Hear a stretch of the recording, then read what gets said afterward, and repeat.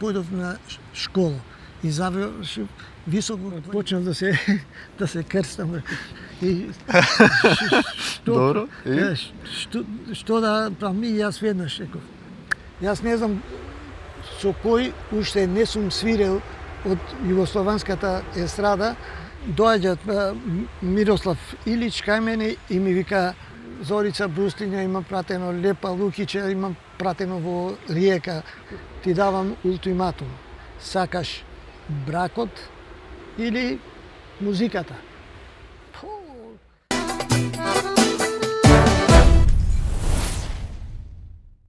Почитувани пријатели, топол поздрав од далечната Австралија, од местото наречено Брајтон овде во Сиднеј. Сите кои го гледаат мојот канал знаат дека главна тематика на овој канал е имигрантската приказна на обичниот човек овде во Австралија. Шетајќи се најдов сосем случајно еден господин овде кој се нафати да ми каже неговата животна приказна. Добро вечер, добро послеплан. Јас сум Симеон Ѓоргиевски Бричот, познат Симе Бричот, цел живот музичар. За времето мое во 60-тите години свире во Отешево, Царина, со една преубава група која беше реномирана и имаме прилика да ги пратиме сите најголеми музичари на тоа време, Мишо Ковач, Крунослав Славинац, сите доаѓа без пари, седеа во хотелите и ќе запеа по 3-4 песни, ние ги пратевме.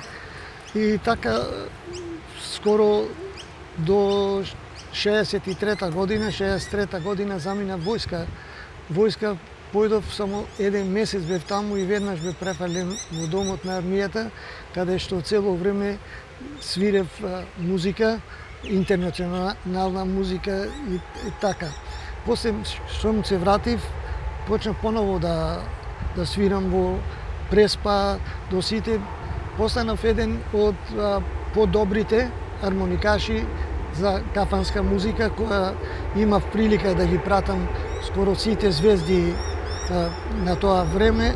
И 69-та година случајно појдовме на одмор, не на одмор, но во посета на родителите од мојата сопруга во Австрија, еден град како Охрид, Брегенц, тоа е на едно езеро, и седиме во мотелот и слушам музика, некоја свири германска музика, гледам има армоника таму и влегов натре и му викам дали може да свирам јас со вас.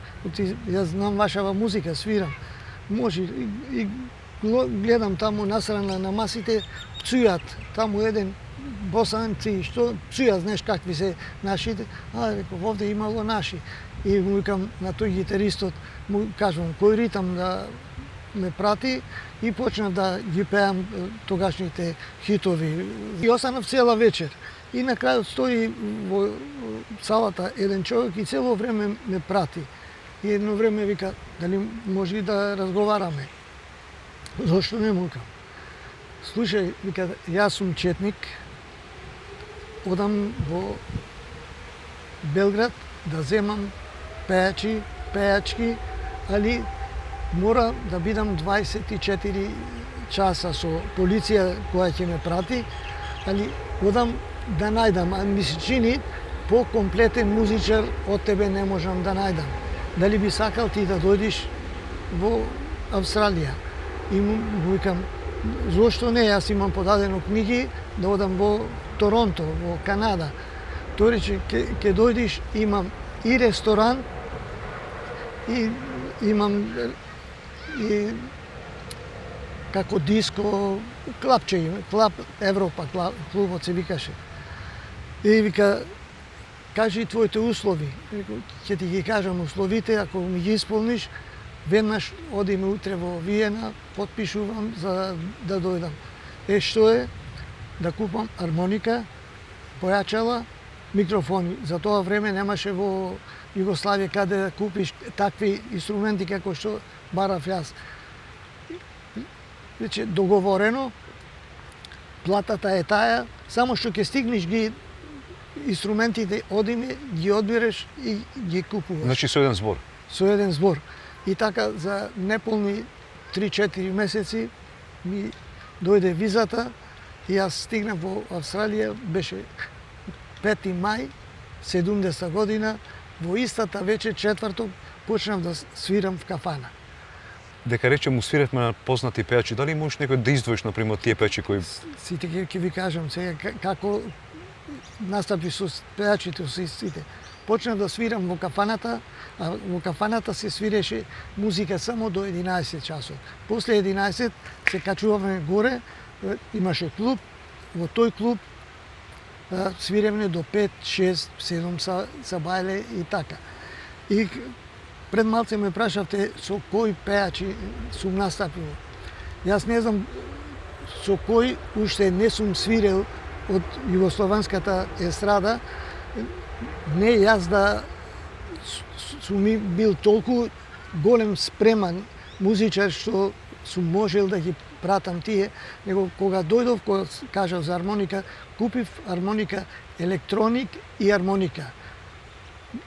Појачала армониката, микрофонот кошта $5,000, а една куќа беше да се купи $10,000 тогаш. во тогашно време? Во тогашно време. И во кафаната многу му одговараше на луѓето, сам свирев, ги знаев сите песни од сите пејачи. Немаше други инструменти? Имав со гитара. Мислам пријатели да те придружат ретко, али повеќето бев сам, а горе свиревне 5 души во клубот. Тогаш секоја недела или секоја втора недела имаше пејачи кои доаѓа од Југославија да пеат, да даваат концерти. И после концертите ќе завршеа и немаше каде, кафаната тука работеше и иде кај што свирев јас. И ќе ви кажам неколку работи најинтересни. Мирослав Илич доаѓа една вечер, а певачкава пее песна "Поздрави, поздрави". И тој без да види, пошто беше свртен со плеќите. Чиче која година ова, отприлика? Негде 76-7 година, тогаш може покасно, главно тие години, не можам да ги кажам годините, али пејачи ќе ви кажам. Битна е приказната. Да. И Мирослав, без да види дека нема музика, дека сам свирам јас, и го зема микрофонот на пејачкава и почнува да пее, јас го пратам во терса песната. И тој се сврти назад. 2 тона погоре. Погоре. И тој ми вика, па где ти оркестар? Само тере певај. И почна да ги пеат песните, сите песни јас му ги знаев. И сите песни го пратев. И на крајот доаѓа Мирослав Илич кај мене и ми вика, сум видел армоникаши не за 10, не за 20, не за 50, 100% подобри од тебе, а ти 200 пати подобро ме пратиш отколку што ме пратат тие. Јас со нив кој ќе свирам, ќе си дојдам дома уморен, неколку дена болен. Со тебе јас дојдов уморен и останав одморен. И па до Зорица Брустиња имам пратено, Лепа Лукича имам пратено во Риека уште 60 години.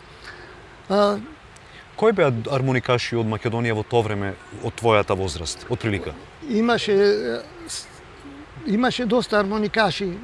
Или музичари, да речеме. Имаше еден армоникаш, беше негде, ако земеме целосно во цела Југославија, 10 до 12 поред толку способен армоникаш. Али беше само свиреше, а не пееше и никогаш немаше добри успеси. Свиреше, мораше во кафана со цел оркестар да свири, не можеше да свири без пејачка или без пејач. Додека јас повеќе пати свирев сам. И свирев и во Сиднеј и во Вулунго. И во Вулунго се сеќавам доста години таму, за прв пат го носе Петар Нечески и во тоа време и Спасе. Тука беше нашиот колега, нека тука не слушат, и дојде и тој во нашата група И тогаш беше и Томе Јованов тем со еден многу јак музичар, свиреме 12 години со него. Сега има многу групи денес во денешно време. Сега има многу. Тогаш дали можеше да се живее од музика? Во Австралија Можеше нормално. да се живее нормално, имаше доста македонски оркестри. И тогаш. Тогаш, али свадбарски, за по свадби. А додека по кафана бев јас и овај Панде, други немаше македонски. За која кафана збораме? За сите кафани тука не една. Може да ми кажеш кои кафани беа, отплика каде? Илјадници беа. Парис, Коштана, Шумадија, па низ Волонго 3-4 кафани, многу. За тоа време, 70 година, на една улица, на 1 километар, имаше 16 кафани. 7-8 музики имаше. Али нормално беа Срби, Хрвати, како било. Али како што кажав, македонци бевме само двајца. Јас и Панде бевме стално опозиција и на свадби кршеки многу пати не бара двајцата, па одеме заедно. И најповеќе што ме има изненадено, се сеќавам Војо Сајановски го има земено в кафана да свири, а имаше толку голем концерт во Вулунго, Неделко Билкич беше таму. Влегуваме во кафаната само столиците, кенлерите, јас и куварите. Никој нема в кафана. И доаѓа Војо, седнуваме и газава вика: поседете до 9 сатот, ако дојде некој, ворете, ако не, ќе си одиме. И така дојдо 10 души и почнеме да свириме. И кај 11 сатот почна да влегува луѓе. И влегува луѓе и само што почна, скоро се наполна кафаната и Неделко Билкич слегува по скалите. И Војо Стојановски го најавува дека најголемата југословенска звезда Неделко Билкич доаѓа во кафаната. И тој несвесно да види дека оркестар нема, дека сум сам, иди право го зема од Војо Стојановски микрофонот и вика: свири. Јас му велам: немој да пееш ништо од таа година до сега. До 70 година. Од 70 година па до 80, а што имаш ново, немој да пееш, пошто не ги знам, не ги имам слушнато, али ти можеш да ги пееш, јас ќе те пратам. Викат: од тогаш немам ништо снимано, тогаш терај. И почна да, тој пеет и ми кажува од кој тон да му свирам. Го гледам човеков шлајфоват, препеан, и јас без да осетив нешто и полека го кренав со скоро цел тон горе и цело време го почна да пее, јас го пратам и го наполна луѓето пари. И толку беше весел, сите песни го пратев и на крајот, кога требаше вика луѓето станува, тој беше полн во кошулјата до сегде пари. Дојде набина, ги истресе парите, само ме гушна и замина. И заврше, тој замина и ние заврши музиката тој крај, ги зедовме парите, ги бројме, ги избројавме, а тој имаме клаб тука, југословенски клуб, Југал се викаше, и таму свиреше овај Панде, што ти викам, многу јак армоникаш. И му кажува Неделко Билкич: слушај, викам, Пандо, толку армоникаши, толку музики во животот имам поминато, али кај еден најслаб армоникаш што сум работил во времето, а најдобро од сите ме пратил и не можам во животот да го заборавам. И му кажува. И во тој момент јас и мојата сопруга влегуваме во клубов да му ги даеме парите што ги заработивме на вечерта. И само виде, еве го тој, и ме крена и ме однесе кај Панде и му викат: од него треба да учите, да пееш да прати, а песната да не ја знае, а да може да го прати. Значи бев многу спремен за тие кафани. Одлично приказна. Чиче, кажи ми, колку беше ценета македонската музика во бивша Југославија? Многу помалце од српската, од другите, али сепак... Многу помалце. Зошто? Не знам, немаше кој да се пробие. Тоа време беше Пинк, замавната. Македонија... Добро, ме врате назад. Зошто не беше нашата музика ценета? Затоа што имавме монопол. Не беше ценета. Прв послушам дека некој пат нашата музика не била ценета. Не беше ценета настрана од кога викам имаше монопол. Јонче Христоски, Кочо Петровски, Васка Илиева, тие беа не му дадо на никој од младите да се пробија додека излезе Валандово. Од Валандово, од кога почна Валандово и во цел свет македонската песна се разви и низ цела Србија пеат и до сегде. Едино порано Битола, мој роден крај, тие, тоа 2-3 песни ги знаат, тие истите се вртеа. Во Вулунго, тоа е овде 80 км од Ситне, там беше многу повеќе ценета од српската. А додека во Ситне беше југословенската, али меѓу сите и македонската. Јас обавесно немаше вечер да не испеам барем најмалце 10 песни стално. И обично сите ги сака патриотските песни. Со што се занимаваш денес? И како ги помниш пензионерските денови? Да, јас имам голема историја. Свирев до 90-та година. Професионално, музика, снимање, све. Од 90-та година, морам да кажам вистината, ми дојде нож до коска што вика, си идаме на вечер од музика, кај 3-4 часот, гледам дома, свети цијелица, што е сега проблема, што ме чека, и влегувам дома, и жената вика, сакаш раќија, сакаш виски, што сакаш? Мајке никогаш не ме почестила што е текна сега, што е ова работа. И добро, дај што, кажи што е, слушај вака. Рече, толку те зедов како музичар. Цел живот идам со тебе, добивме син. Додека беше мал синов, одевме кај со другите другарки, идев кај тебе в кафана, можев да издржам. Повеќе не можам да издржам. И сега ти давам ултиматум.